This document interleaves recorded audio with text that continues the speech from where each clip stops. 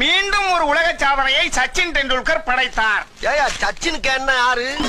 பால் கேன. ஏப்பா சச்சின் டெண்டுல்கர் உனக்கு யாருன்னு தெரியாது? தெரியாம தானே கேக்குறேன். அது தெரியாம நீ எல்லாம் ஏன் சலூன் கடைக்கு வர? அவர் தெரிஞ்சுக்கிறதுக்கு சலூன் கடைக்கு வரதுக்கு என்ன இருக்கு? பேசாதயா. சரியான காட்டுவாசி. சரி பேசல போ.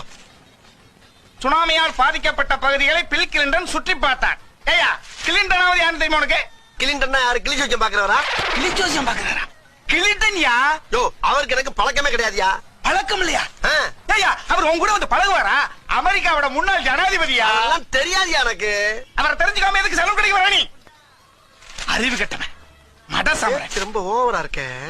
சதாம் ஹுசைனை தூக்கில் போட்டது சரியா தவறா? ஏண்டா ஹுசைன் யாருன்னு உனக்கு தெரியுமா?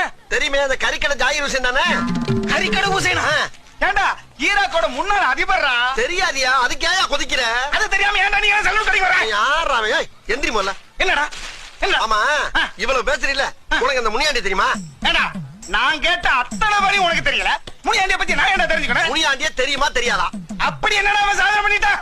அவன் தானே அவன் பொண்டாட்டிய 1 வருஷமா வச்சிருக்கான். ஐயோ வெளிநாட்டுக்காரன் பூரா தெரிஞ்சு வச்சுக்க, வீட்டுக்கு அடிக்கடி வந்து வரணும் தெரியாம அடுத்து ஜானியை பத்தி பேசிக்கிட்டு இருக்க.